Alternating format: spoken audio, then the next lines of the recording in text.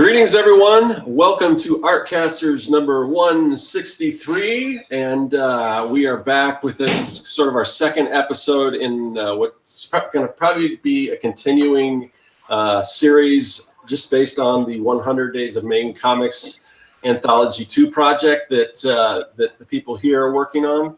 And hold on, thought I got some black there. So where was I? So what we're planning on doing is we're having people that are working on the 100 Days of Making Comics anthology project, the Werewolves and Unicorns project. If you're not familiar with that is, just go to 100daysofmakingcomics.com, I think, or the Facebook page, and we'll talk a little bit about it here. Last time we had Corey on, all three of us are working on the project, and this time we have on Jeff Lafferty, and we'll get to him in a minute.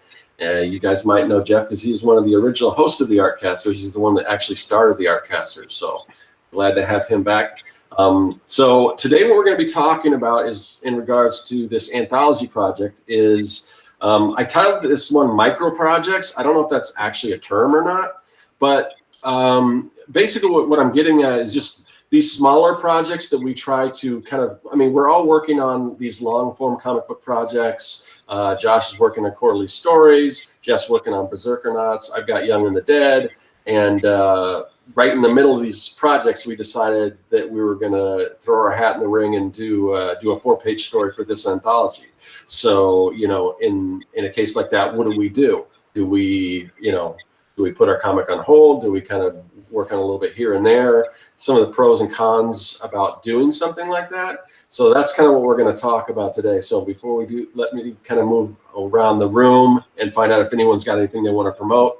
You're on my channel, so you probably know who I am. The only thing I get to promote, as always, is the Comic Maker Starter Kit. Just a bunch of digital brushes, fonts, templates, and a whole bunch of other stuff that you can get at Serkworks.com for free. And then yeah, just go there and check it out. Josh, what's going on with you? Not much. I'm working on Quarterly Stories, which is my graphic novel that I hand write, hand letter, and hand ink, and then hopefully hand to you someday in print. So you can check that out at quarterlystories.com. And you can also, if you want to help me out while making it, and have a device that's really nice to read on your phone or on your tablet, you can add it to your library on Tapas, and that throws me like a couple of cents. So, yeah, so there you go. All right, and Jeff, what are you working on? What's going on with you? Hey guys, I'm working on the Berserkernaut issue number 2 right now, along with just a lot of commissions and that kind of stuff, and my usual daily work. And I'm also working on the 100 Days of Anthology like you guys are, so try to juggle all that stuff. It seems like out of the three of us, it seems like you've made the most headway on that project.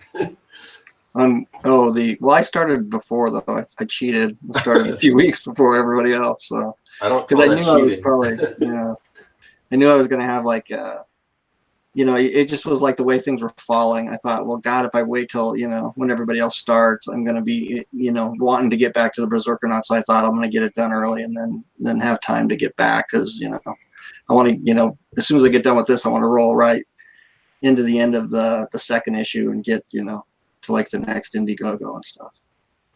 Cool. So I guess I guess we should start it off with why we're doing this particular project, because this is, like I said, this is the second time around. We're all members of the 100s, which is basically the 100 Days of Making Comics. The way, if you'd like to get in a future volume of this particular anthology series, basically the only requirement, you don't have to be an industry professional or anything like that. All you have to do is have completed the challenge. So we've got comic makers from all walks of life. We got a big roster this time around, and so it's going to be really cool. So I'm really looking forward to seeing what everyone's doing. It's just, and so many different styles and everything. It's really going to be cool. But the theme, of course, is werewolves and unicorns, and or in a broader sense, just mythical creatures. So So I'm curious to see. I know you're working, Jeff. You're working on a Berserkernaut kind of story outside of the the arc that you've got going on with the continuing series. But yeah. I'm curious to see where you're going with that. Are you going with just the straight werewolves and unicorns? Because I could totally see the Berserkernaut battling a werewolf and maybe unicorns.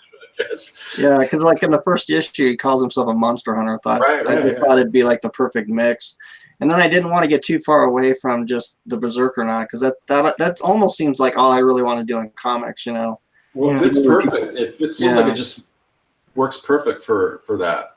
Right. So I thought I'd just put that spin on it, and it would kind of like go along with the rest of my comics and stuff.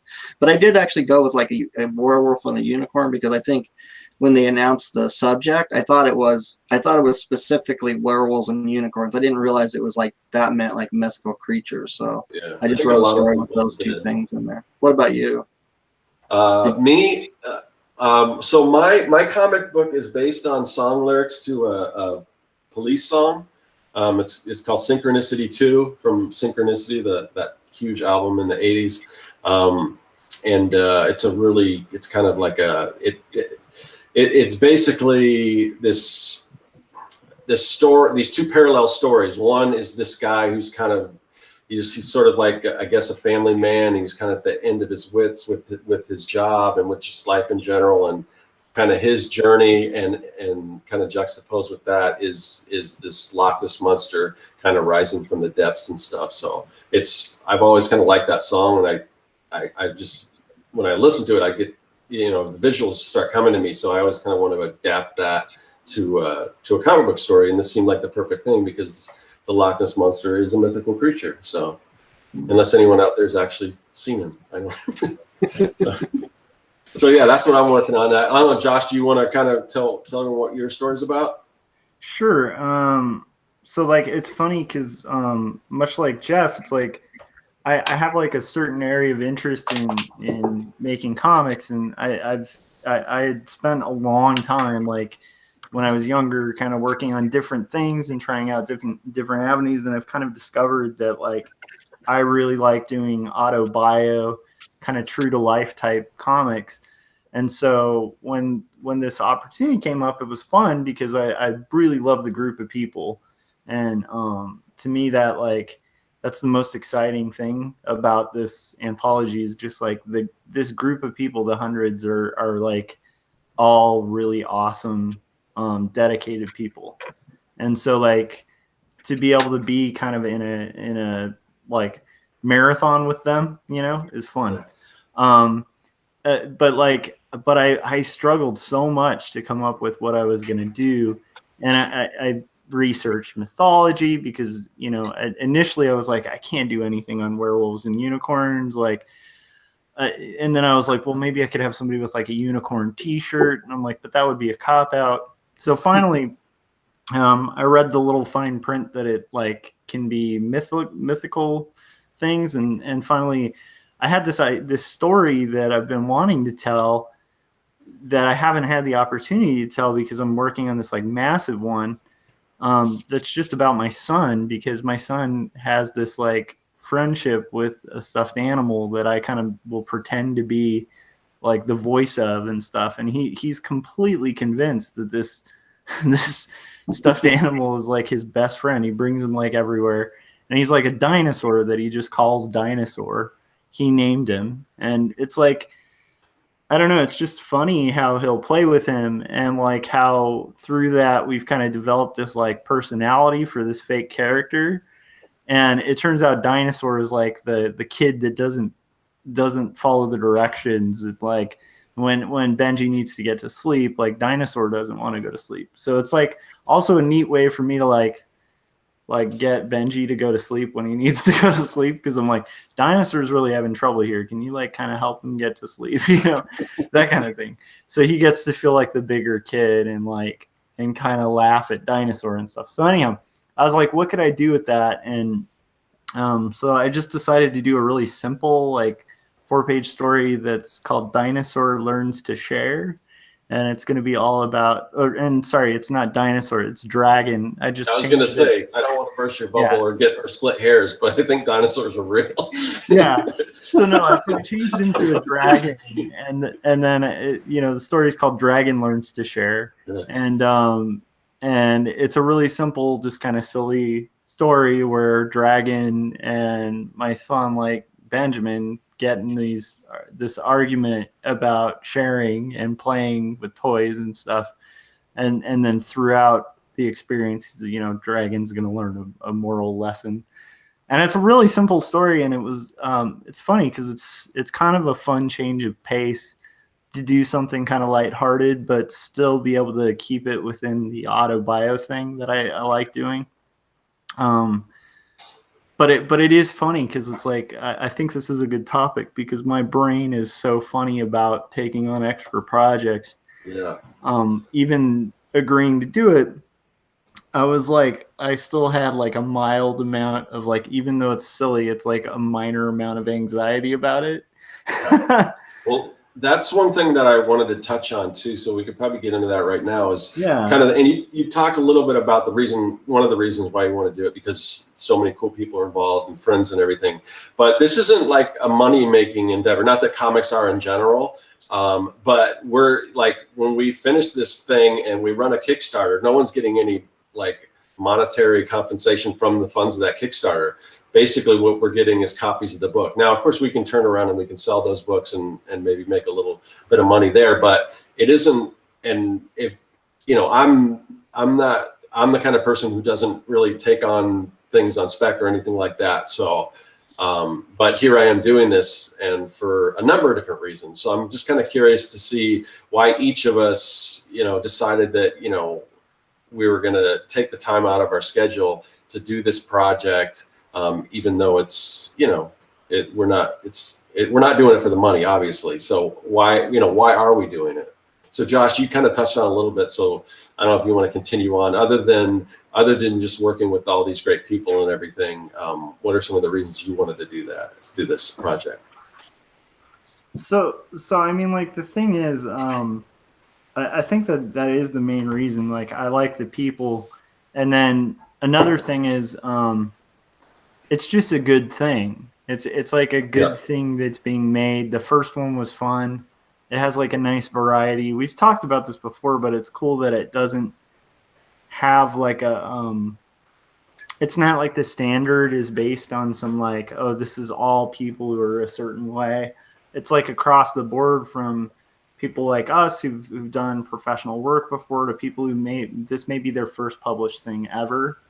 It might be some people's first time drawing. I mean, not really, but because they've done the hundreds. But my point being, it ranges all over the place.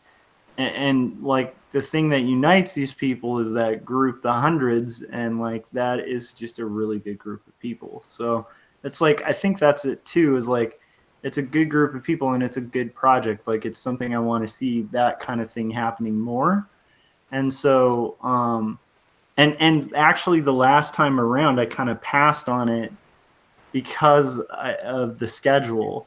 And so this time around, I was like, because I kind of had like a minor regret from that, where I was just like, I should have just done it, because it's such a cool thing. And so I guess to me, that's kind of the main thing, is like having a second pass and an opportunity to do it, I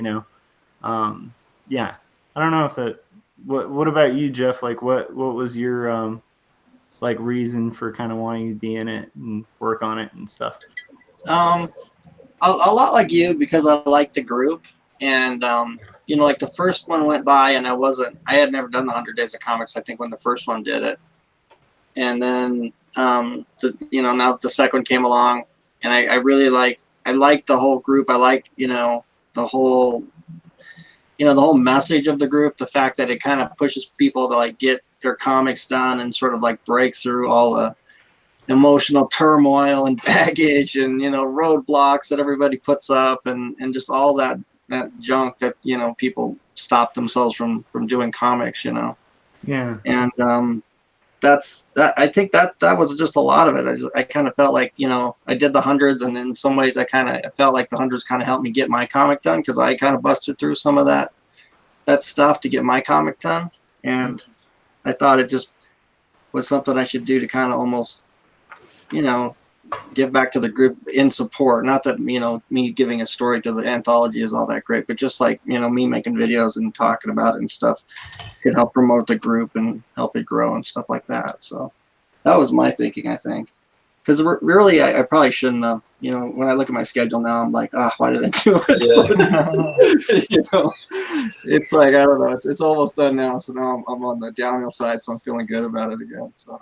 Yeah, I kind of have a little bit of that too, but it's a combination of that. But I know, based on like what Josh was talking about, because last time around I didn't do a story. I did do a pinup, but it's really nothing to do a pinup, to be honest. So I you know, I really wanted to do a story, and I'm like, well, the timing kind of worked out for me, because and this is something I'm going to get into after this, but so I completed my issue of Young and the Dead, and so I figured, well, this is perfect. Before I start the next one, I can take a nice little break, and it's a little change of pace because it's a different story for me. It'll allow me to exercise some artistic muscles that are a little different from the style that I'm working with on my other project.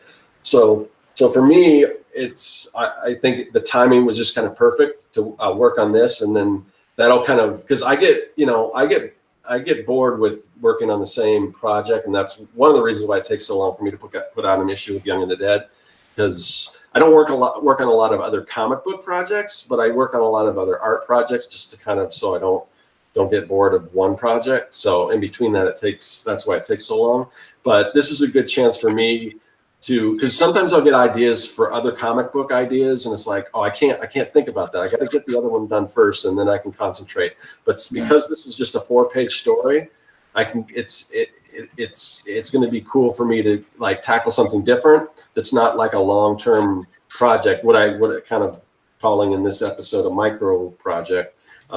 Just work on that, get it done, and then it'll kind of hopefully get me refreshed and get me back to wanting to you know, get back into doing Young and the Dead after that. But so a lot of it is just kind of planets aligning and things like that as far as the right timing. And it's, you know, it's just the group in general, like you guys talked about, and just something I want to be a part of. So for me, that's kind of the reason for me. You mentioned that you might be changing your style a little bit, because I kind of forgot about that. You know, when I thought about trying to do something in black and white, right, that was a little bit of something that got me excited too, because I hadn't really messed around with black and white. Everything I was doing was in color, and I kind of thought, well, how would I do it in black and white? And so that, you know, kind of gave me a little bit of inspiration. Are you guys, either one of you guys, because I know Josh has got 2 kind of separate styles, are you guys changing your style up to do it? So for me, so some of this style, I think this is going to be, I want to just do some tech, because if you look at my work in Young and the Dead, it's kind of cartoony. I mean, there's zombies and stuff, and sometimes I'll get a little more detailed with them as far as the rotting flesh and all that stuff coming off. But like the kid characters, they're kind of cartoony and everything. This one still might be a little, I mean, I want the characters to be a little more on the caricature side, you know. I want them to hopefully have a lot of expression and stuff, but I just kind of want to do some things that I haven't done before, like a lot of spotting blacks, and because basically Young and the Dead is a lot of line art. There's not a lot of, you know, blacks and things like that, shadows and everything, which I want to do more with this. I'm going to kind of experiment more with different kinds of paneling. But in addition to kind of style, and it may end up looking, you know, I'm trying to change the style a little bit, but it may end up, people that look at it may say, oh yeah, that looks like the rest of Scott Serkworks stuff. So, because it sometimes you can't really get away with that. You think you can, but you can't. People still pick up on it. But for me, it's also technique. So one thing that I'm going to try to do with this one that I've been saying I'm going to do for a long time is try to do a lot of it digitally. So like right now, we've been doing some digital sketching. So that's going to be a big difference, because it's also, you know, because it is a smaller project, it allows me to, I don't know if I would want to kind of risk like an issue of Young and the Dead, like kind of switching and trying to do a lot of that digitally when I'm not used to, doing comics that way. But for a 4-pager, I think that's kind of a good thing. So hopefully, I want to see if I can try to do some of it in Clip Studio, but I don't really know that program that well. But I've had it forever and I want to learn it. So this might be a good opportunity for me to do that. As far as the penciling and the concept and everything, I want to ink it traditionally because I think I really want to do some cool like splattering techniques or just different things with the creature and stuff like that you can do digitally. But I'm still of the opinion that you can ink at least I know I can ink way faster than I could digitally. So, but I think I can save a lot of time in the long run sketching digitally because I can undo and change things and like take something and move it over here or make it larger. All those tricks that you can do digitally that are a little harder to do traditionally. So, so we'll see what happens. But that's that's some of the different things that I'm doing with this. Yeah. What about you, Josh, as far as style and everything? Does this kind of fit any of those two kind of looks that you're known for with quarterly stories? Yeah, I kind of feel like this might be a little different because every project I work on tends to have like a different kind of look. Mm-hmm. But I think it is similar to what you're saying, Scott, where it's like maybe that's just in my head and like it's really recognizable for people that it's my stuff regardless. But I am a bit of a chameleon, like style wise, depending on the project. And so like, I think this one will be more akin to like, it'll be kind of more similar to what I've done for my t-shirt art, where it's going to be a little pulpy, but I am still toying with whether or not I want to do this. But I was thinking about actually maybe pulling out the Series 7 and doing it with like, with an actual dip brush just to like get a little more movement and fluidity to it. But it's all going to kind of come down to time. Yeah. So the nice thing is it's 4 pages, so I don't think that's like undoable by like April, But what's interesting, and maybe this will tie into like where we're heading or something, but what's interesting to me is like trying to kind of find the time for it. Like I'm actually just putting it on top of what I'm doing already. So, because my goal was like to not slow momentum on creating this book. Because like to me, like the most important thing still is to hit that, hopefully the May point of finish. Like, and if I don't hit May, at least I know I've given it every effort to get there because it's pretty close. And May looks likely. So when I was thinking about it, I was like, well, I'm not even going to count the comic work I'm already doing for this 100 days because, I mean, I'm already working on that stuff. So I'm just going to count the stuff I work on for this 4-page short story towards my round of the 100 days this time. And that's kind of been a way to psychologically trick myself into doing it, but it's also added an extra 30 minutes or an hour to kind of my regular hours that I put on after I work all day drawing and designing. So it's like, it does add a little bit, but it's still so new in the process that I'm not quite sure how much that's going to affect the whole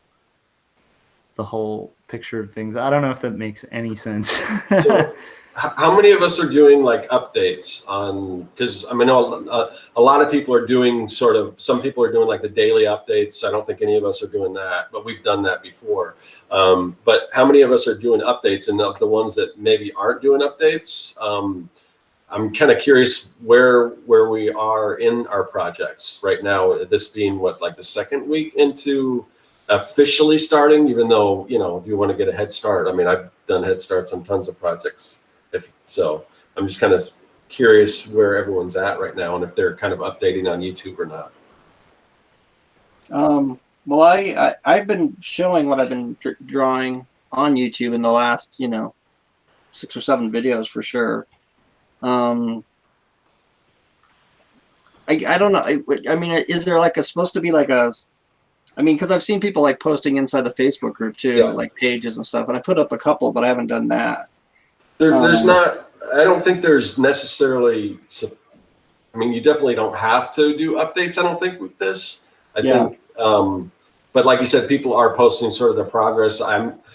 Whereas before, when I'm calling this my 100 Days of Making Comics 3, even though I'm not, I'm just doing weekly updates this time because I think I've sort of proven myself, and as far as that I could do daily videos on that. And to be honest, it's also, it kind of affects, you think, I don't know if it affects it negatively because you're putting out a lot of videos, but it would just take up so much of, you know, there's a lot of other things that I'm trying to do on my YouTube channel that if that's all it was, I think you might have mentioned this before when you were doing it, Jeff, that some of the other content that you were doing, you know, kind of had to take a back seat and everything. So, so I'm just doing kind of weekly updates. So yeah, it really takes over your YouTube channel, I notice, when you do the 100 Days of Comics. But yeah, that's kind of how I've been. I've just been like doing my normal like 3 videos a week, and then just, you know, just talking about what I'm working on, which is mainly comics. So I've been mainly talking about this one.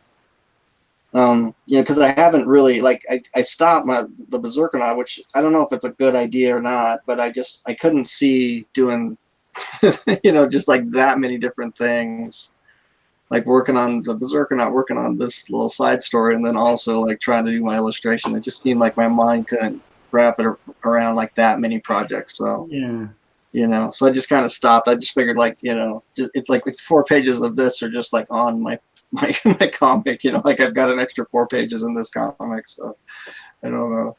So that's all I've been doing. Where are you at right now? Like, if you were going to give an update today, kind of where are you at? I'm 2 panels into page 3 right now, so I'm past halfway. Nice. Yeah.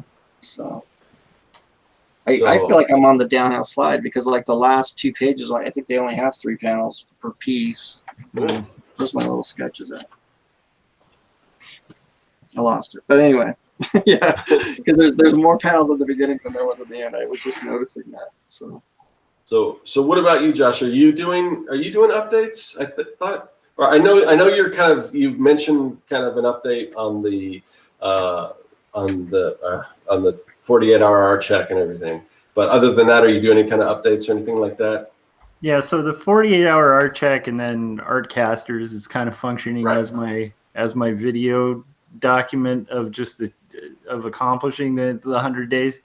I don't want to do daily videos. No, I don't. I wouldn't think, and I'd say that's not a good idea for you. Yeah. I mean, for me, it's like I already have a pretty good workflow, and I do think, and this, you know, for anyone who hasn't tried the 100 days and maybe has been on the fence about comics, I totally agree with Jeff, and I think even doing the videos kind of helps, and it kind of forces you to be accountable to people. Yeah, I would say that like your first round, I would encourage everyone, if you're just taking the challenge the first time, try to really do daily videos if you can, and then after that, just kind of do whatever you want. Really, I think it's a good idea to do that at least once. But this time around, I was like, I pretty much post like to Instagram on a daily basis my progress on my comic, and so I've just tacked this on to that. So I now post this daily, like how far I've gotten. So if you want to see like my daily progress, you can just kind of look on my Instagram, and it'll have every single day posted daily. Just a little photograph. And for me, that also helps me keep going because it kind of, it gives me a task that I have to complete, like a little checkbox to tick. So I feel like I finished my day. And then aside from that, it also holds me accountable to like actually sticking to it and getting it done.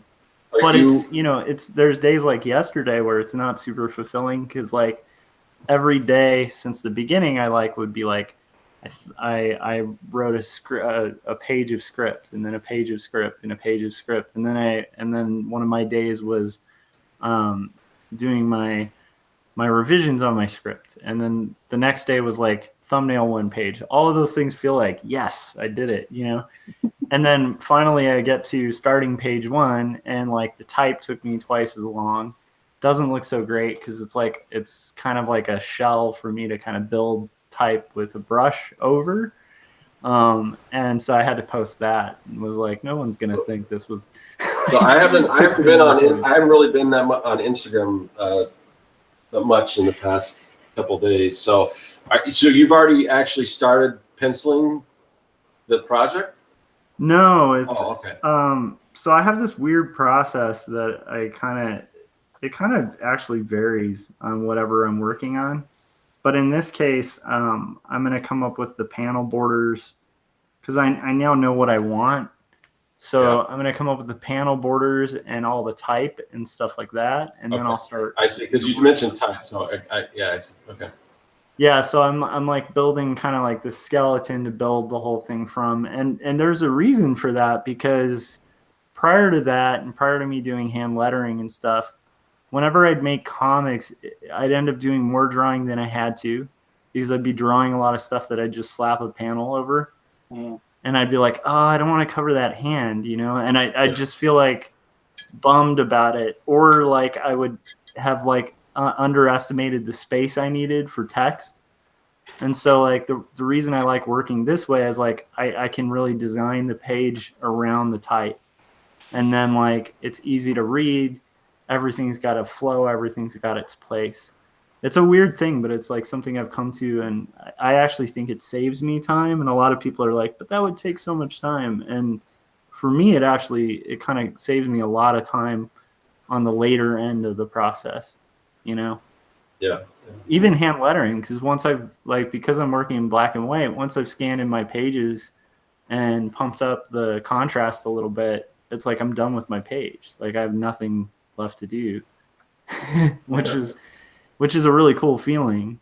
And then I end up with a pretty cool original too. So that's kind of why I work that way. I don't know if that makes any sense, but I could see that, because like I do the thing where I paint each panel separate, you know, and man, it's like I cut out so much stuff, you know what I mean? I cut off hands and arms and shoulders and all this stuff that I didn't need to paint.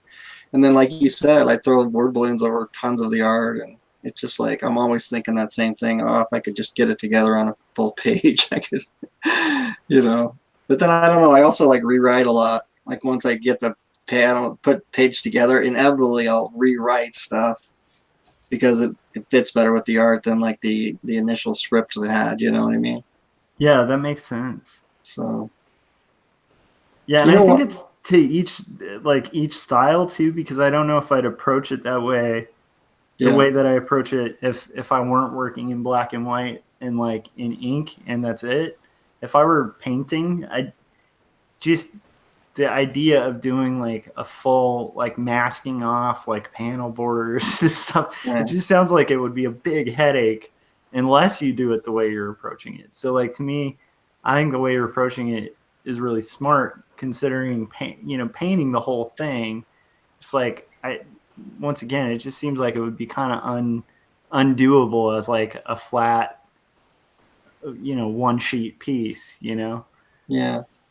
I got all inspired on the second issue, and I was like thinking like I want to put all the art on the one page and make pages, and I did one of them and I came out okay, you know. But then I don't know, I felt really stifled. I got that fear back that I used to have, which I think painting the panel separately gets me over, because I can just throw away the painting if it's messed up, you know, and I can just do another one instead of like wrecking a page that has other art on it. So I went back to doing the page, the piece by piece kind of thing. So yeah, because it's funny, because even when you're describing that, just like I feel anxiety.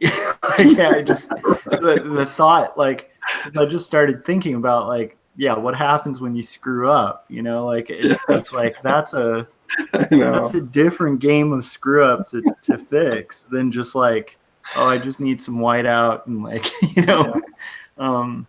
So yeah, I think that's a smart method, man. Because then, and this is for anybody in the chats or whatever, but when you're working on art, it's like a lot of it's a head game. And so it's really important to have like confidence while you're doing it. And like, it's almost like this psychological trick because none of us are any good. And so if any of us think about what we're doing, we're going to realize like no one is any good at this. Like no one, like even the guys we admire.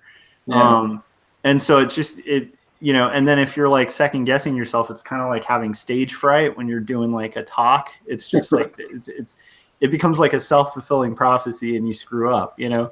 Whereas if you like trick yourself and go, I know what I'm doing. Like, I know how to do this.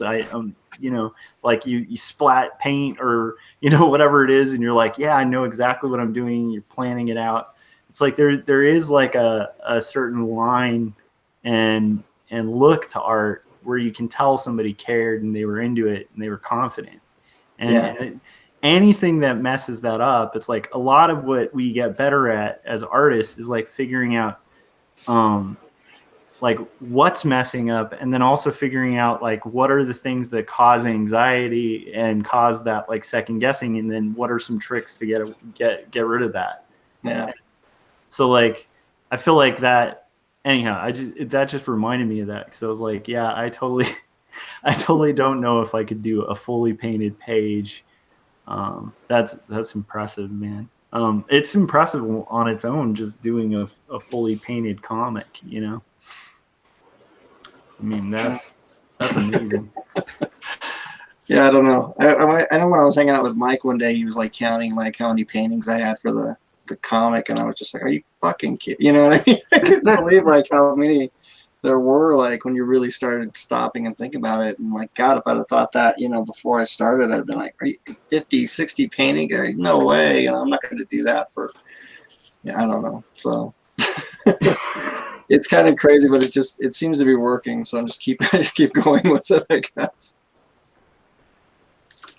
I mean, they're all painted, right? I mean, even you guys like that do the digital and then throw the colors on at the end. They're all painted, right? So it's the same as that. Yeah, well, I think there's a level of crazy in the prospect of doing comics, you know, because like Scott was saying at the top, it's like none of us are like, we're going to do this 100 days anthology because we're going to rake a ton of money in, you know. I think there's just something inside certain people that like when they were kids and picked up, there's some comics, some kind of magic happened where they connected, and it like, it just does. It will not leave until you make stuff in comics. You know, it's a weird bug. Like, I don't know, but it is weird. If you count the amount of panels in a comic, it's like that's a ton of illustrations, man. Yeah, that's a lot of drawings. Like, who would set out to do that? That's like crazy. Yeah, but yeah, I don't know. Comics it is a weird bug that gets in your blood or something, and it's weird how it just won't go away. You know, because I feel like I've tried to beat it out of me for years. You know, for the longest time, I was just adamant that I was like never going to do comics again, and just, you know, just was like, no, I'm happy not doing comics. But it's just like I realize now that that's all I was doing. I was just trying to convince myself I didn't want to do comics. And the second I started doing them again, I'm like, yeah, I wanted to do comics. I wanted to do comics all along. What was I doing? You know? Yeah, it makes no sense. So, I mean, as far as process, I mean, we talked about, Jeff, you're doing the painted comic and everything. Josh talked a little bit about his process. So, and we were also talking about kind of where we are with the project. So where are you again, kind of, Josh? You've got everything scripted, right? And you've got sort of, have you done like thumbnails or? Yeah. So I have scripts. I have the whole thing thumbnailed. So at this point, what I'm going to do is basically work on the rough borders and lettering and stuff, and really lay all that out so that I can just focus on drawing and then inking. So I'm actually where I need to be to get it done. But it is funny because I finally hit the point where the next few times I update, it's not going to be quite as like, woohoo, look at all the stuff I got done. Because a lot of this is just skeleton work, so that when it gets to like the meat of it, it'll be fun and like kind of just flowing, you know. It's like building the structure of the house, you know. Yeah, that's kind of what I'm working on now. So like first update I did, I did some sketching, just kind of concept sketching on one of the characters, and then I did some rough thumbnail drawings. And so this week I'm kind of doing the same, but I'm doing a little bit of a tighter thumbnail, because what I really, like I said, I want to experiment with some interesting panels, and I had some like struggles and things, and it was like, so are you guys doing the are you guys kind of putting in the 30 minutes at least a day on it, or? I'm doing my, because my schedule is 2 to 3 hours on the comic, and that's just kind of my schedule. Right. And then the rest of the day is my illustration stuff. So okay.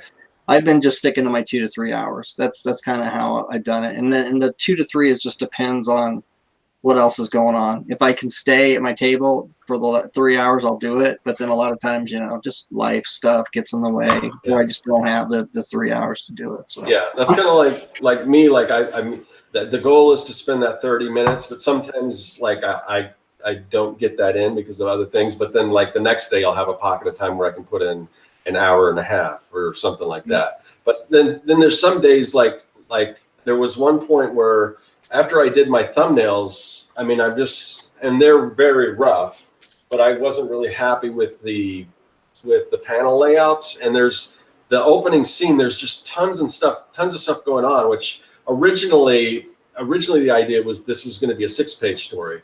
I'm glad it's a 4-page story now, because that would have been a little harder to do as a 6-page, but I kind of broke it down because originally the song I'm going off of is 3 verses. So I had 2 verses for each page.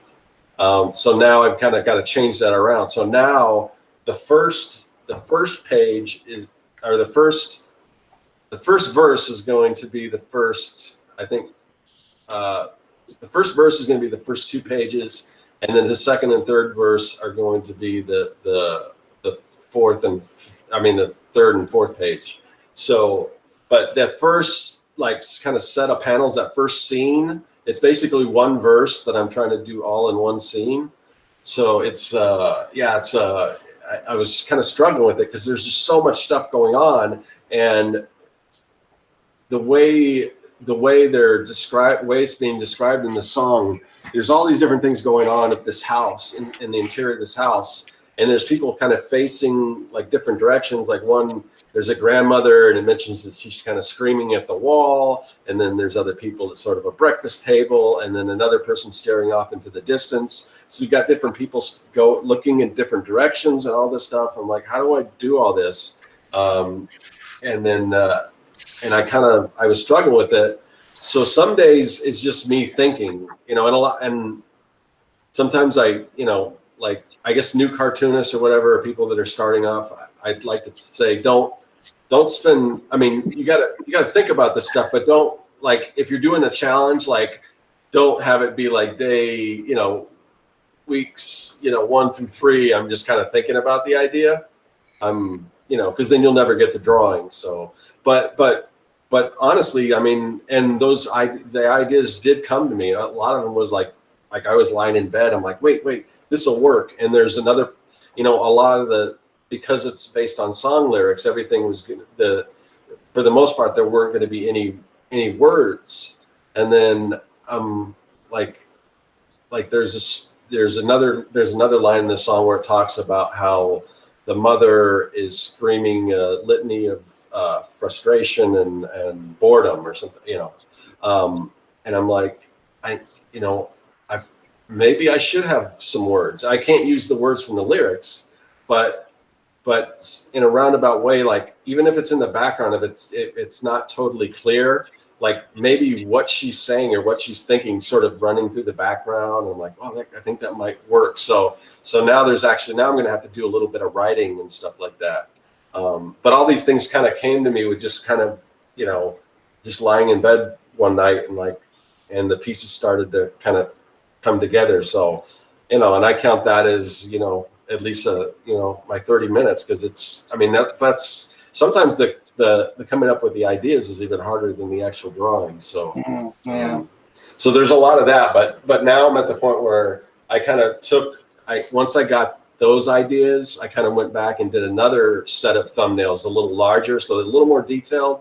But now it's at the point where now I know I can kind of move towards like starting to actually lay out some of these after I do a little more concept, like character sketches, so I know what the characters are going to look like. I'm at that point where I think now there's no guesswork as far as what the panels are going to look like when I start laying everything out. But like when I do my update, it's going to look kind of more of the same, because it's more concepts and more thumbnails. So even though I'm way further along than I was last week. Yeah. Well, I think that's a good point, because it does take time. Like I just can't, for whatever reason, like if I sit down at like a notebook or my computer to write, I like literally just cannot write until I've thought the idea. Like I can't come and just sit down and write an idea up and come up with it when I'm there for some reason. Like I always have to, like my writing is always done either like, it's weird, but it's it's like two different things. It's either when I'm in the shower or when I go for like a walk every day for like exercise. And for some reason, just that walking, I guess just because there's nothing, talking to you or whatever. That's always when I think of story ideas and stuff. And if I have that idea in my head, I'll go home and I'll knock it out. But it's like to just sit down and like, okay, I'm going to write something down. I have a really hard time with that. You know? So I agree with you. Like a lot of times that is actually a really time-consuming part, just coming up with what you're going to do. Yeah, and for me, like I think I had trouble with the fact that it's only 4 pages, and so like once I figured out the story I wanted to tell, I had to simplify it a ton. Yeah. And then I even simplified the writing process by just being like, okay, well, it'll just be 4 acts in an arc. So like, like the first is like the beginning, the second is like the problem, the third is the, and a little bit of the rising action. The third is the rising action and the climax. And then the 4th page is going to be the resolution. And I was like, okay, as long as I hit those beats on each page, then I got a story, So like, it's weird, but it's like for me, having that simple structure helps like kind of solidify what beats I needed to hit, and then like, choose what dialogue and stuff to throw in there. So it's like, I don't know. It's funny to me. I feel like writing and comics like are one of those things where if you get that like underlying structure down, like, you have thumbnails, you have a map, where you're heading. It's like, it actually makes it gives you more freedom to experiment and to push the boundaries and stuff with your own art, whereas like, I don't know, but it is funny because that idea like came out from me trying over and over again to come up with ideas, and very similarly, like when I'm driving in the car and it's just silent, and it just was the one that wouldn't go, which I always recommend that for people if they're like new to drawing or comics or something like that. It's like, like just start thinking about things, and the one thing you keep making excuses to do is probably the thing you want to do, so I had a tough time with that too, like shrinking the story down. I kind of forgot about that, but like when I came up with the idea of the story, the one I wrote, I was like, that's like 10, 12 pages. I can't, like, how do I crush it, And I had to like really just chuck a ton of it. And I kept thinking like the way I kind of thought about it that kind of made sense to me was I started to think about like the old Spirit stories, Will Eisner. Those things were always like 7 pages. And they had a lot of panels, but I mean, it was amazing like how much of a story he could cram into those, 7-page, whatever they were, Sunday strips and stuff. And I don't know, I kind of started thinking about, just trying to tell it like they would tell it. And so that's kind of how I ended up paneling it, and it got it fit in there somehow. Yeah. So That's the struggle. Was that, well, I mean, I think, Scott, you did mention that was hard, right? To kind of condense it. It wasn't necessarily hard. I mean, like if I would have known from the beginning that it was 4 pages, it wouldn't. It's just that I kind of already sort of planned it out as 6 pages. So I'm like, oh, and it worked. So I'm like, oh, well, now I got to rethink this. But I kind of figured it out, and it is kind of better that it's 4 pages because, like, it's, you know, obviously it's less time, and we talked about, you know, this is, as much as this is something we want to do, I mean, it is something that's kind of taking it away from our other work and everything. And, you know, it's sort of like, you know, it's kind of it's a passion project, but the work is somewhat is personal because there are our own ideas, you know, our own creations. Kind of, I mean, mine again is sort of an adaptation, but it's not like our ongoing project. So in the end, you know, when we put this thing out there, it's like this collection of, you know, it's this themed book and everything. But where was I going with that? I was gonna make a point with that. Oh, so, by the way, you don't own the rights. Like, there's a little caption I had Mike end, like, add at the contract that I own everything. No, I'm just kidding. so yeah, let's talk about that, kind of the way the book is structured. I mean, obviously we do own the rights to our creations and all that kind of stuff, but we can't like reprint it or anything till like a year after it's published. So, you know, I don't know, for me or Josh, this might not be a factor, but for like Jeff, because he's using his own character, the Berserkernaut. We were kind of talking about this in the beginning of the show, that, you know, this, even though it's kind of taken him away from his comic book right now.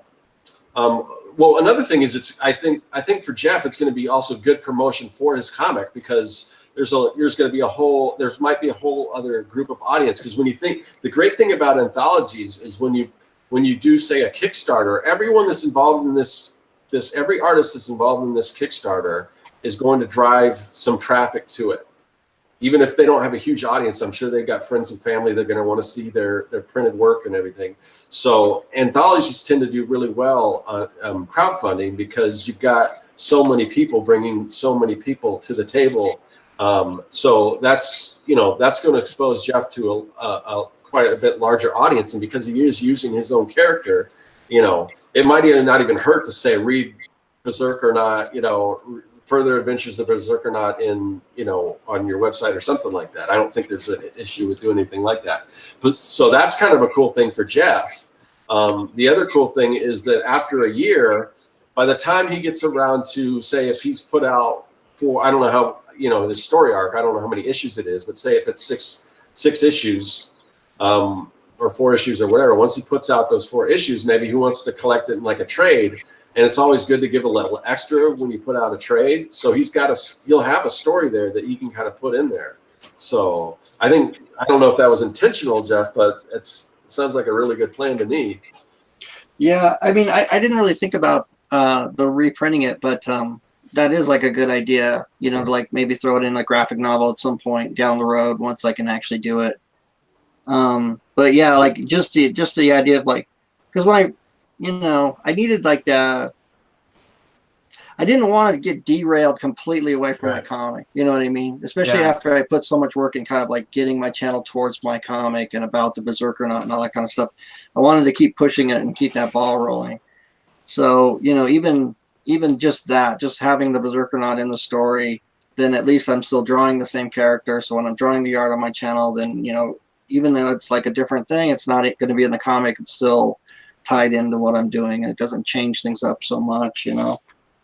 But yeah, I think that is, all those points you said are good points for sure. And I think that kind of speaks to the ways different people work, because I mean, your approach is kind of the opposite of mine, where I kind of wanted to kind of step away from what I was doing and do something different, just briefly, whereas you didn't want to stop that momentum. So you know, and I think it's a brilliant idea, and I definitely want to see the Berserkernaut take on some werewolves and some unicorns. So I'm anxious to see where that goes. Well, hopefully it'll live up. What you thinking?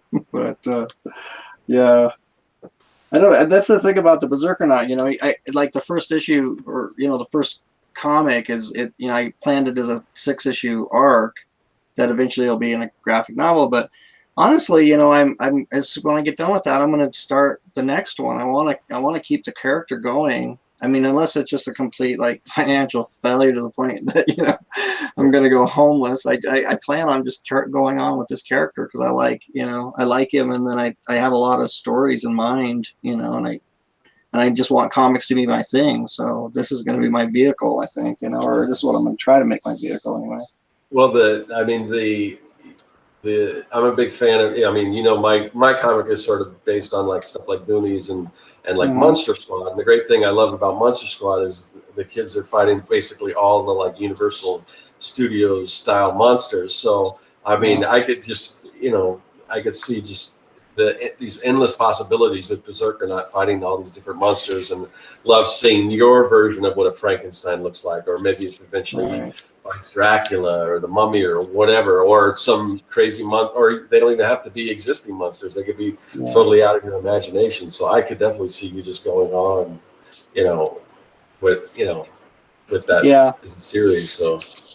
Well, that was a lot of I think the initial idea. I don't mean to make this all about my character. No. I mean, you're the guest, so by the time we get done with the series, Josh and I will have talked about our comic book way too much. So yeah, go ahead. Take as much time as you want.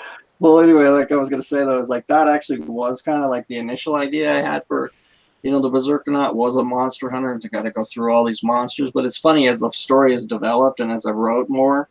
It's like, I don't know, he's taking his own course, I mean, I think that, I don't know, that was kind of the hook, but I don't know. They might show up at times, but I think I really have like a story more about him that I want to tell than necessarily like, bringing in like every monster and every issue is like, okay, now he's going to fight the mummy. Now it's, all that stuff. But anyway. That's cool. Yeah. Yeah, I personally like that kind of thinking, and I think I'm kind of feeling on the same lines with like for me, like keeping momentum on the main thing, since this is the comic thing that I'm putting my guns into, Yeah.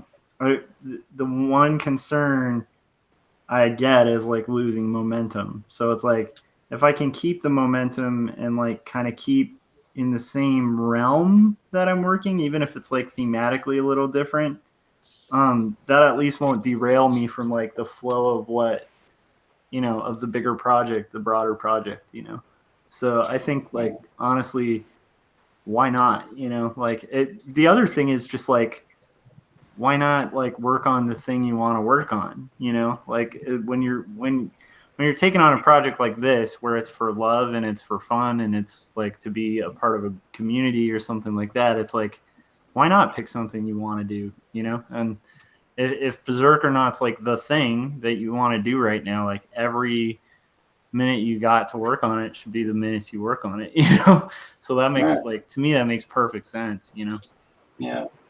Yeah, and like with your idea, it's kind of, I think it's a lot the same thing, even though it's like a different kind of story. It still sounds like it's almost in that autobiographical vein. Yep. Because it's got stuff to do with your kid and stuff, Yeah, and I mean, like eventually, if like I get enough, graphic novels of this out, like maybe it'll catch up, and I can throw those 4 pages in one of those, Right. So it's like it's very similar. Yeah. Yeah, I think I just, from what little I've seen, and one of the things we'll talk about this at the end of the show, and this I'm gonna have to put a call out, but like I said, we want to get some of the people that maybe we haven't even talked to that are doing the 100s on the show and kind of find out what their process is and what they're working on. But that's the great thing about this book is there's so many different styles. But from what I've seen, I mean, obviously Jeff's stuff is totally different from mine, which is totally different from Josh's. And the other stuff I've seen, like I'm trying to find and let me know if you guys, I see a lot of updates like the Facebook posts and stuff, but if you guys are doing videos, let me know. I've been watching a few of them. I've been watching like Thomas Clemens. I don't know if you follow him, but he's got this really cool cartoony style. He kind of comes from strip cartoons, but he's doing like Werewolves and Unicorns. It's almost like a Space Jam, but in his style. And like I've been watching his videos, and it looks really interesting. But so everything I've seen is just like just vastly different styles. So this is going to be one heck of a book. Yeah, I know, because everybody's just like so different. Yeah. That I'm really interested to see like what it all turns out like, and you know, check out all the stories. It's going to be really cool, I think. So yeah, I'm wondering, anyone, I don't know who all in the chat, if anyone in the chat is doing it, go ahead and post whatever you're working on in the chat. I see Jan in there. I think Abe Sapien, I think he's doing it. Yeah, Abe's definitely doing it. I saw some of his videos go up. And then Jan, I know he was in the last one, so I don't know if he's in this one or not. But yeah, we want to get some other people on. So like people like Abe and everyone that, you know, obviously if you're up, the big problem is the time we record these. But if you're in the chat, then like I know Abe's in the chat, so obviously he's probably available. So, but we want to get some other people on and kind of find out what they're doing with the project. So, but yeah, I'm always, and if you're doing it and you're doing videos, I'm always looking for videos to watch, because sometimes YouTube doesn't want to recommend the videos that I want to see. Let's rag on YouTube for a while. So Jeff, you're kind of ahead of the game. You're more than halfway through. I hope I think I'm on the schedule that I set for myself, but you know, I haven't got to like the actual drawing part, which can take some time and everything. So, what about you, Josh? Do you feel pretty confident that you're either like on schedule or ahead of schedule, or? Yeah, I feel like I'm right on target. You know, I just like the key is like really showing up every day, and that's like that to me was like one of the valuable things about the 100 days, you know, is it just kind of shows that if you show up and you kind of honor the work by showing up, like it happens. Yeah. And like so like I'm kind of just trying to have faith in that process, because I've been doing this long enough to like see that it does kind of happen. So but yeah, I don't feel like at this point I don't feel a lot of anxiety about getting it done. I do feel a little bit of a burden like doing it, because it's just extra work on top of what I'm already doing. But it's a fun burden, and it's actually kind of like a breath of fresh air. Because like you were saying, Scott, it's like, you know, you live with the story for so long to kind of take a pause, you know, and work on like something short with a quick payoff. It's like, that to me is really exciting. Like, I can't wait to finish it, because at least I'll be finished with it, you know. Whereas this thing, I'm looking at May most likely, and that'll be, you know, probably about 4 years, you know. So it's like, you know, a couple months versus 4 years and having a finished product. That's pretty rad. Yeah, you know. So it's pretty awesome that you hung in there for 4 years on your book, dude. That's like quite an accomplishment to stay focused on something like that. So good job. Yeah, I think the next one will take less time, because a lot of it's like it's like a lot of it was just developing those habits at first, you know. I think it's like kind of similar to Berserk or not. It's like you're gonna catch yourself like probably getting issues done quicker as you go, because you'll get in that flow. So it's like what you spent on the first one. It's you know, I have to hope for all of us that gap of time is gonna like slowly close until we can like knock them out, you know, almost like monthly or something. That'd be cool. I don't know. Yeah. I don't know about monthly, but yeah. But in my head, you know, I'm like, I can't imagine that like all the like guys we really admire from Marvel like started out as quick as they ended up, you know. Yeah. For sure. I remember you told me, like, I think when you came on my show, like after I did the Indiegogo, and you know, you I don't know if you told me, but you were just kind of talking about how it's easy to let that, you know, you do your 100 days of comics, everything's great, you all celebrate, and then it's kind of like so easy to just fall off the wagon. And I totally did that. I totally did work on the Berserkernaut for like a month and a half, like when I was like shipping stuff and everything. And I used all that as an excuse. But it's just like, it's not an excuse. You know, at the end of the day, you're just not getting your comic done. And like the whole point was to get your comic done. So I definitely did, you know, did that whole thing. So it's, you're right. I mean, that showing up is like, it's like so much of it, you know? Yeah.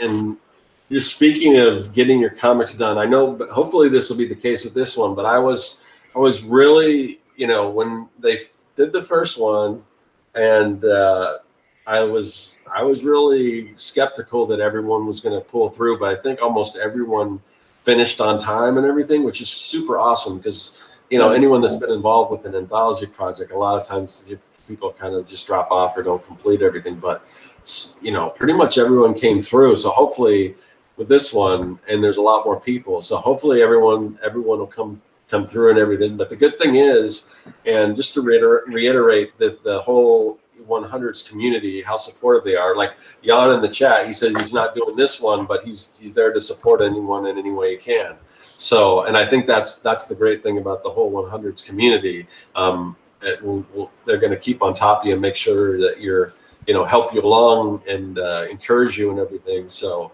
hopefully everyone's going to get their stories done and everything. I'm just, you know, I hate to see a single person fall off because I want to see all these different stories. Because I mean, I was kind of watching as people were pitching their ideas, and I'm like, oh man, that's a unique take. And a lot of them are based on werewolves and unicorns. And to me, I'm like, because I was struggling to come up, like if I had to do werewolves and unicorns, I was struggling to come up with an idea. But then all these different ideas started coming through from all these different people. I'm like, oh, that's cool. That's a neat take. Oh, I want to see that. So yeah, I'm just, you know, as we continue this journey, I'm getting more and more excited to see what people are doing and everything. So yeah, and like the thing about the hundreds that like we kind of said at the top, I don't agree to do a lot of spec work or like work that's like, hey, this is a collaborative project, we're all drawing something, will you join? Usually I don't. And in this case, like part of the impetus too, outside of everybody in the community being cool, is that everybody in that community is reliable. So like, have to be, that's the prerequisite, right? Yeah, and to me that's a huge thing in an anthology, because anthologies I've done in the past, like I've talked to the editors. Like I remember when I Saw You Missed Connections was getting put together, and Julia Wirtz was just like under it for like a year and a half, just trying to compile this thing because so many people dropped off, and then other people added last minute, and then it's like you have to fill pages and do all this craziness. And it's like, for one thing, I know like Mike and all the guys like editing this are like putting their heart into it and like are gonna get it done. And that's huge because like in an anthology, it's really reliant on the editor. So like the fact that they've organized it so well, they've given really clear formatting.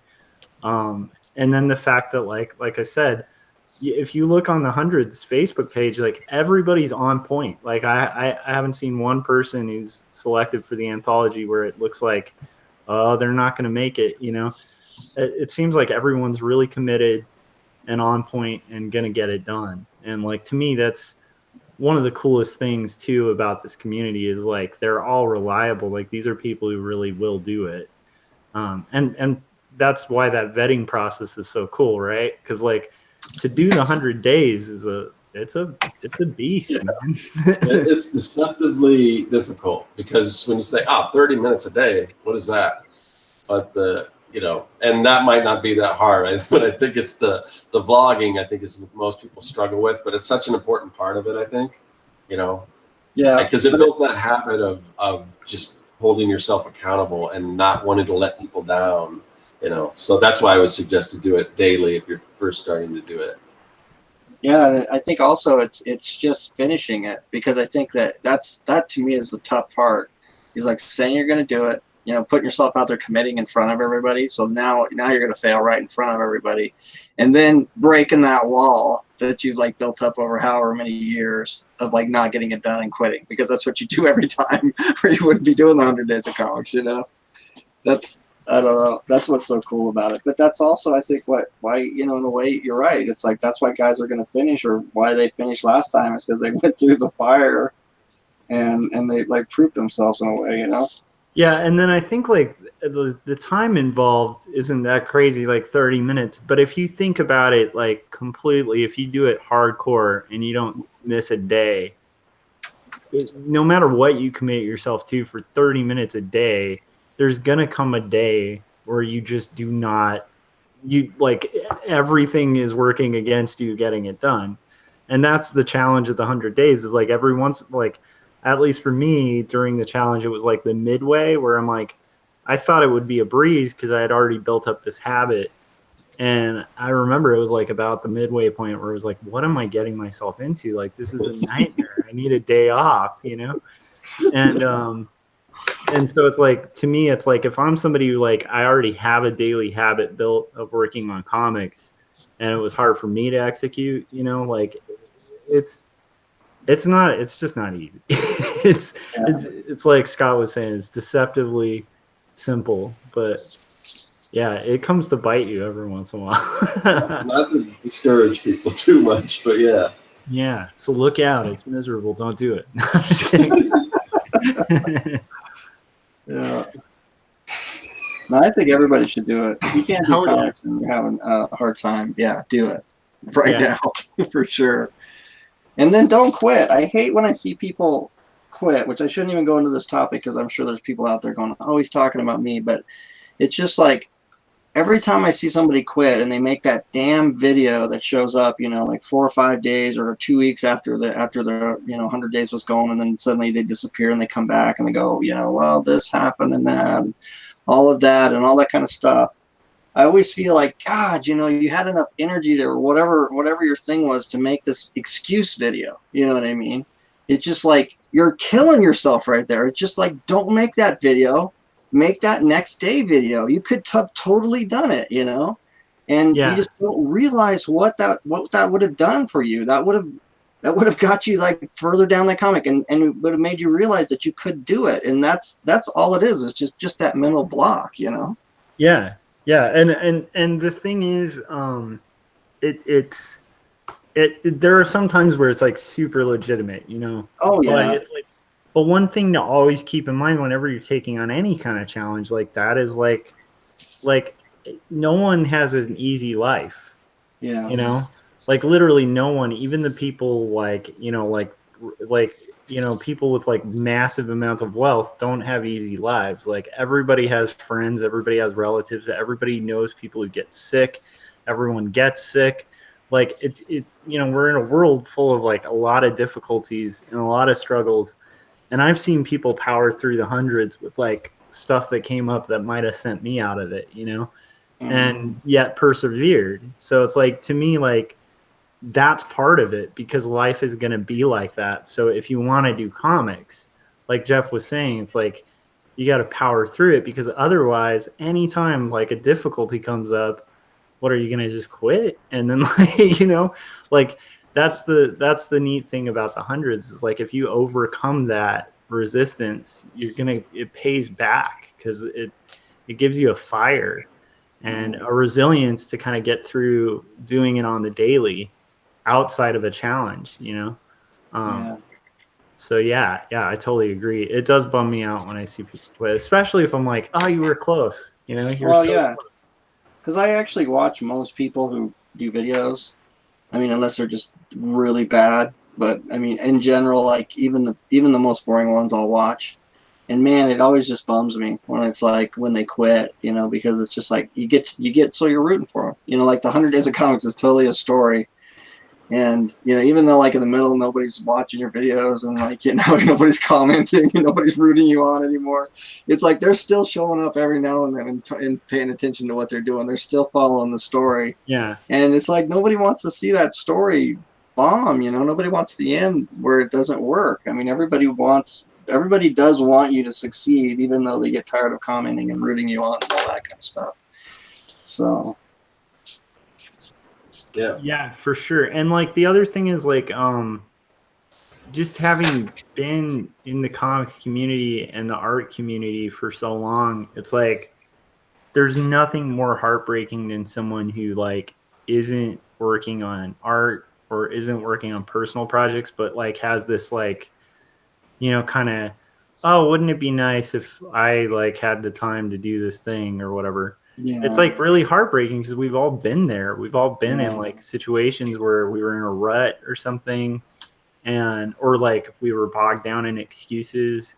I know, I myself have totally been there where I've just been like excuse after excuse as to why I shouldn't. And there's something so cool and personally fulfilling about just kind of overcoming those excuses and getting this stuff done. It's part of why, like I said, part of why I even want to do this book too, is like stuff I've built up working on my own personal projects where I'm like, it's something I want to do, and if I don't do, I'd regret it. So it's like I should do it just for that, you know. And actually, the fact that it causes some anxiety might be a good sign that it's something I should do, because it's like, you know, usually you're not gonna like feel fear about something you could care less about. You know? Yeah. So, yeah, for sure. Yeah, totally. Everybody gets themselves to work every day and, you know, does all the stuff, does their laundry and cooks dinner and all the stuff that you don't care about. But yeah, when you sit down and do the stuff you do care about, that's the hard stuff, you know? Yeah. Yeah. And I mean, it makes sense, you know, there's more risk involved, right? Like if it's your own thing, like, you know, like the great thing about the hundreds too is it kind of takes away excuses. So it's like, hey, okay, you want to do comics? Well, here's your chance. Do a comic. You know? And like the problem with that and the scary thing about that is like, wow, well, if this doesn't come out good, like, you know, it's on me. Like I can't like blame someone or like, you know, like be like, oh, but you know, like this editor or this person like screwed it up. It's like, no, this is my own thing. And there's something kind of scary about heading into that territory. But like the second you do, I think that is the addiction of like, at least of creator-owned projects is like, once you have a taste of it, it's really hard to go back to just being like a yes man for other people's ideas, you know? Because it's like you get really addicted to like the beauty of being able to be like, I have this idea, I roughed it out, I made it, and it's mine. You know, it's a really, it's like, it's almost dangerously like awesome, I think, being able to do that. Yeah, definitely. Definitely. I think that is a lot of it, like the fear of just actually, you know, I mean, nobody wants to talk about something for like years and years and then they do it and it's no good. I guess that's what we're all scared of, you know? Yeah. But, I mean, it's just, I don't know. It doesn't, I mean, it's just going to be what it's going to be. I know it's a tough fear to get by though. I've definitely dealt with that for sure. And I've been like what you said, that, you know, all the excuses, oh, I don't have time, blah, blah, you know. And when you do push past it though, it is like, I mean, to me, it makes life worth living in a way, you know what I mean? Because like the being safe thing and all that, it does, you know, keep the bills paid and the roof over your head and all that kind of stuff. But it doesn't get you out of bed in the morning. You know what I mean? Like I have no problem like sleeping in or oversleeping or so, not oversleeping, but you know what I mean? It's just like, you don't pop up, you know, on your day off to you know what I'm saying? Just, yeah, I think what, correct me if I'm wrong, but like for me, it seems like it's like as an artist, you got to feed your soul, and like those of us, like all three of us are in like commercial art, you know, so it's like that can get you in this mindset that's actually a pretty good mindset where it's like, you know, like very blue collar, kind of like, hey, we're getting this done, we're paying the bills, you know, with art. How cool is that? But there is a part of us that like, at least for me, there is this part of me that like woke up one day and was like, oh, I'm not doing art, you know? And like I was doing art, but it didn't feel like art. And there is something really cool about like working on something where I'm like, you know, even if it's silly, it's like, it just still feels like it's mine, and I'm making something that's my own vision happen, you know, because there is something like really weird if you don't keep that part of you fed as an artist, I think like it's like you can end up working kind of feeling starved and not even know what's wrong. Just be like, like this is fun to draw, but I just don't get anything from it. Why is that? You know? And I think a lot of it's like that thing where it's like, it's like that. I think it's that thing that's in a lot of cartoonists where it's like I was saying before, you picked up a comic at some point, something clicked that just doesn't go away. And unless you're feeding it, it's like, I don't know. It just doesn't feel right. You know? I don't know. That's corny, but it's like, I don't know. For me, that's been the case, you know? No, I agree 100% for sure. Yeah. All right, guys. Is there, I mean, we're approaching an hour and a half. Is anything else you wanted to mention before we start wrapping things up that we didn't touch on? I have one thing, which is a little offshoot, but I wouldn't, if you guys would like indulge me a little bit. Oh yeah, of course. You said when you first got on here, Josh, you talked about going over to Tapas and reading your comic, and then you said something about, you know, you get a couple pennies off of that or something. Like what did you mean? Like there's some way that you're getting paid off of Tapas for having your comic on there? Yeah. So like they have advertising revenue on there, and it's like really it doesn't mean anything. It's like it's barely anything. But it does like kick in a couple cents like for views, like depending on the amount. And then there's another thing like a tip program that they have on there, which, you know, has made me a couple bucks, not tons, like very literally a few dollars. But it's funny because I've felt better about those $3, you know, or $4 than I've felt about like, you know, making a pretty significant amount on like freelance stuff. So it's like it is funny how like just one comic sale feels like, you know, I'm sure it's the same where it's like when you sell Berserk or not, like it's like that's gotta feel good. Like even if it's like one sale, it's like that sale means so much more.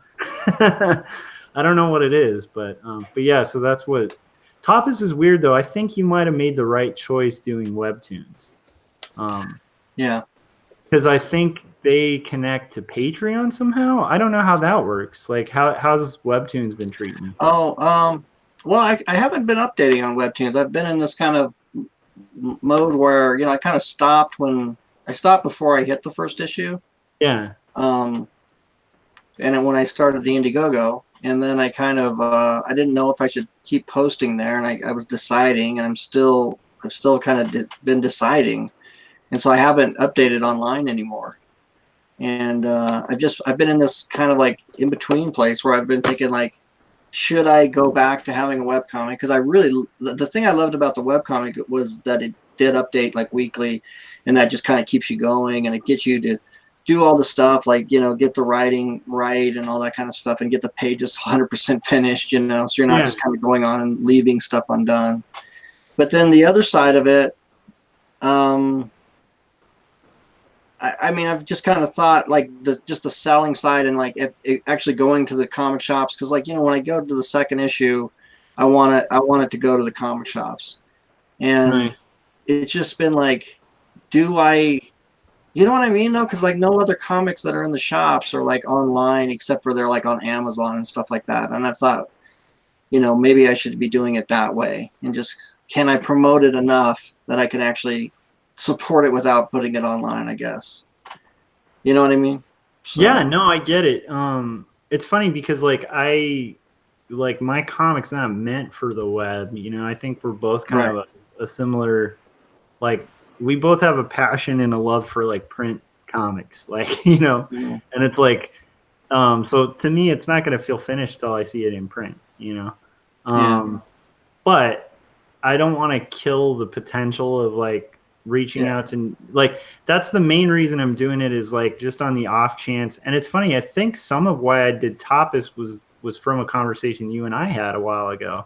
Yeah, probably. Where I was posting it on my own site, and then, you know, enough of my friends who are cartoonists were just like, well, you should post on these other sites, you know, just to like give it a shot. Like you can reach other people.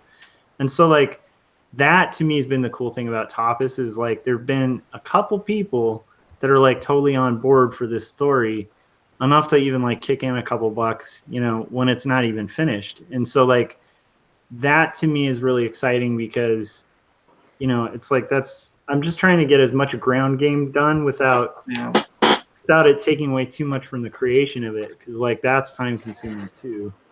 But I figure if I have all those things preset, then like when I do have like a Kickstarter up or something like that, I can run it all from all the sources to the Kickstarter. Yeah. Or if it's through a publisher or whatever way I put it out, you know, it's like there's a little bit of an audience embedded there. But it's frustrating too, you know, because it's like I know it's going to be a slower build. And you know, you do like experience like that, at least I do, where it's like I want to put it up there and just have the world be like, who is this guy? What is this? This is amazing. And maybe one person gives it a you know, like a like or something, and you're like, well, what am I doing? You know, like, so it's a mix because it can kind of keep you motivated, but it can also be a big demotivator too. So I don't know, you know, I don't know if that answers what you were saying, but yeah, but it's a weird thing. Yeah. I mean, that's honestly what I've just been thinking about, because you know, like my instincts tells me, you know, put it on those, you know, Webtoons, Tapas, and whatever other webcomic sites you can find, and try to build that audience. But then it seems to be kind of worked without it. So, you know, I'm not exactly sure, you know. I mean, I think I don't know. I was just going to say, I think any little place anything you put it on is going to help.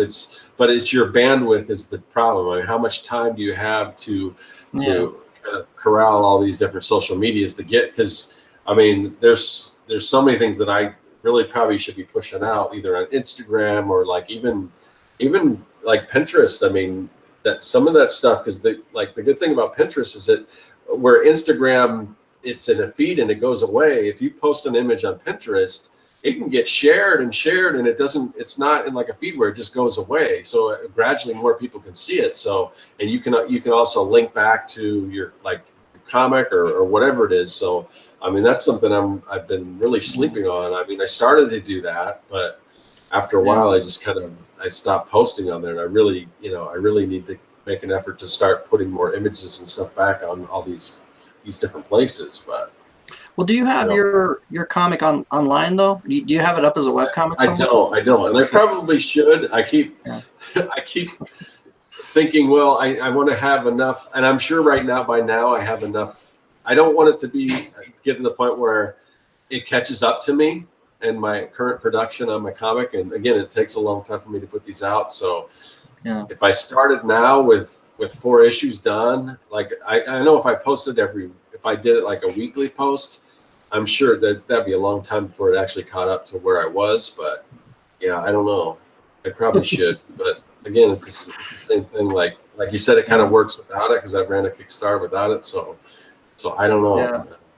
I've been watching a lot of the books. Like I've always been kind of intrigued by like these Amazon authors that you're posting on Amazon, and a lot of them say, you know, get your first book up for free, and then, you know, people get into the series, they find that free book, they read it, and then they buy into the series and that kind of stuff.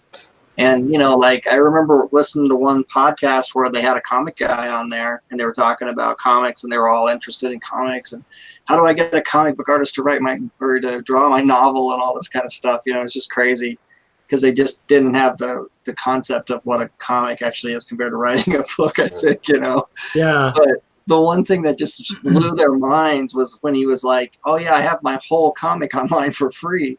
And they're like, what? Why are you doing that? You know, it was just like completely opposite of like their business model. And like lately I've almost kind of started to wonder, you know, it's kind of like, because there are there's like Comixology, and then there's, you know, Amazon, you know, just on Amazon, there's a place to sell comics too. And that's got me wondering, you know, because like DC and Marvel, they don't put it online. I don't know. I'm not sure. I don't have an answer really. It also, I mean, I think maybe what we're doing on YouTube can take the place of that finished comic. I mean, those comic book pages online. I don't know, because I mean, the idea with putting the webcomic pages is that people start to build a following, but you can build a following for your comic without necessarily posting it. And I'm not against posting something for free. I mean, I just released that whole, you know, that whole comic maker starter kit for free that took a long time to do. Wait a second. For how much? We're not ready yet. We'll do that when we wrap up here. But no, so I'm not opposed to putting up for free, because I know when you give things to the community, it eventually will come back to you. So, and if you put a comic book out for free, people are going to want the physical book. So I'm not against that. But just putting out YouTube videos talking about your comic, sharing your process, sharing useful tips and information for people, that's going to build a following for you, just like putting your comic book out there. So.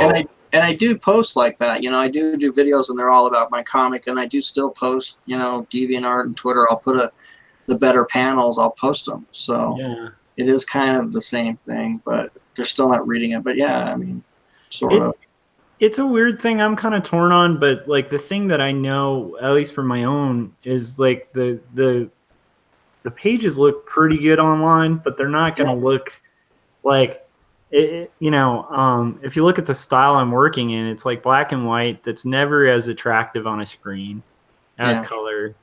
And the way that I work, it's like when this prints out, like those blacks are going to be like crisp, pretty blacks, you know, on a page. And like the whole book, I think as a whole, will be an easier read. There's no load time. It's like you can kind of sit down with it and digest this whole kind of crazy story. So like I think because mine is so good for, I think it'll be good for print. It inherently, I don't think it's going to hurt it any having it out there, because I think the people who would want the book are going to get it, and people who are book types are going to buy the book. Unless they can connect with it, you know. Yeah. And I agree with that, actually, because when you think about like the bigger webcomics that have like blown up into like massive success, they always run like gigantic Kickstarters, you know what I mean? So it's not like having popularity there just kills like any kind of want for a physical book later on. Yeah. And, you know, and I appreciated your comic. I remember when I first started talking to you, I went and read, you know, and I've done it at different times. I went back and read chunks of like your comic at your site. And, you know, it totally wouldn't stop me from buying the book for sure. It's a weird I've actually gotten me more into looking forward to what's going to happen, you know, so. Yeah, it's cool to like know, like to me, I think it's an interesting time to be doing independent comics, because it really is like a pretty good, it's like not the greatest world for like if you're aiming to get like something irregular with a publisher, but it's a great time to be doing indies. Definitely. You know? So it's like I'm excited. Time in history, man. Yeah, and I don't think there's any solid rules to it. Like I don't think it's, you know, like there used to be a thing in publishing where it's like you never self-publish, and the thing I love about comics is like it's like the one industry where like the big guys look at self-published stuff.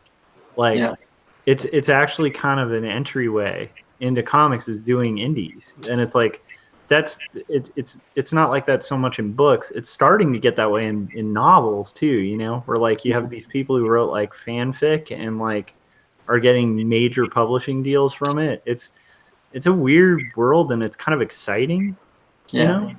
But it is weird, and it's interesting because I have no idea. Like I'm just kind of doing a scattershot technique of whatever I can to kind of try to get the word out, so when it's finally done, you know, I have a shot of kind of doing what you did, which is just get it out and get it, you know. Yeah, I'm excited to see it like in stores and stuff, you know. That to me, that's where I can't wait to like go to a store and see Berserk or not, you know. Yeah, well, hopefully that'll all work and happen. So.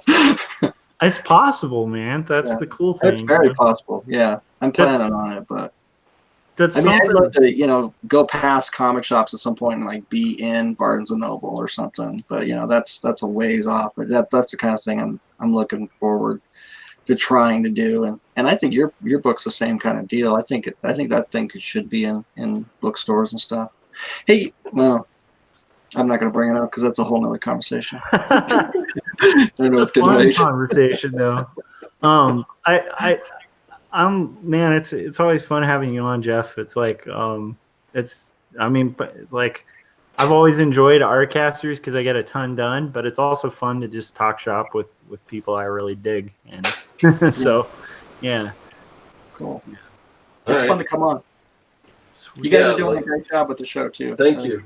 Awesome. I do watch, even though I don't make it for the live streams. I do watch like the next day and stuff. So awesome.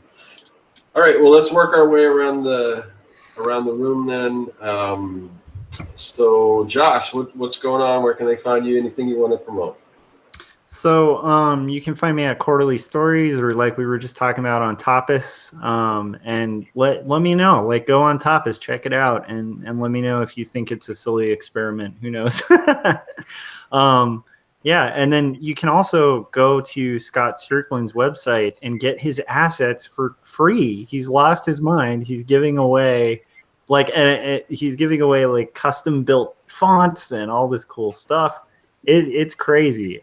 You should take advantage before he comes to his senses. Yeah, you know what I need to do is get some testimonials, because I have got a lot of people saying, like, I forgot where it was coming from. It was either on Instagram or email or something, or a Facebook message, and I forgot who said it, so I apologize if you're listening. But they were just like, "Oh man, I can't believe how much stuff is in here." So yeah, and I know there's people in the chat right now who are using it and everything. So yeah, if you guys want to just write a little blurb, I'd be happy to put something like that on my website. People who actually got it and are happy with it and have used it and everything. So Scott, not to add extra work on your plate, but it dawned on me, because like the theme on your site where it's got kind of the old vintage ads and stuff, it'd be awesome to make an old vintage ad for your starter pack that's kind of similar to the weightlifting ads we saw in like comics in the 80s. Oh, like where it's like with the testimonials and stuff, you know? Well, show like I don't know how you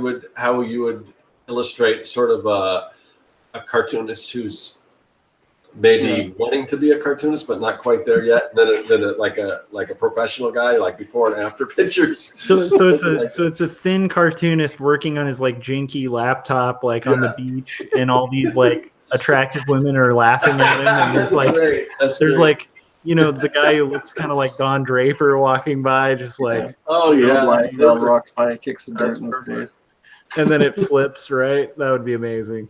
Yeah, I just had not to get too much in the weeds, but I just had a conference call with a pretty decent influencer and somebody who's done a lot of like web design and stuff, who kind of giving me some tips and things. So I'll probably be making a few changes to the website, but most of the feedback I got was positive. So, but I do like that. That's an awesome idea. It might take me a little while to illustrate something like that, but that sounds awesome. All right. So what about you, Jeff? What do you got going on? Anything you want to promote? Well, just the Berserkernaut, as always. It's actually still on Indiegogo in demand if you guys want to go check it out. And you can go to it by just heading to my website, jefflafferty.net, and you can find all my work and my comics and everything there. So thanks for having me on, guys. Yeah, definitely. And normally I mention all the links are in the description. Right now I just realized that I forgot to put those in there, but I will go back and do that. So if you're watching right this second, they might not be there, but hopefully after the fact they'll be there. So if you want to follow Jeff, if you're not already, which I assume most people watching this are familiar with Jeff, because like I said, he started the Artcasters. Everybody knows me. Yeah. So, but if you want an easy way to link to his thing, it should be in there. As well as if you want to know, if you're new to this and you don't know when we go live and everything, the best way to figure that out, because it can be different days, it's on different channels. Sometimes it's on Josh's channel, sometimes it's on my channel. But the best way to know when and where and everything that we're going to put up a new episode is by joining our mailing list. and we don't spam you or anything. All we do is like 30 minutes or so before we go live, we send out an email just to let everyone know. So just sign up for that mailing list, and then you will always know when the new Artcasters is getting ready to record. So, and as always, thanks to everyone in the chat. We appreciate all the comments and feedbacks and questions and everything.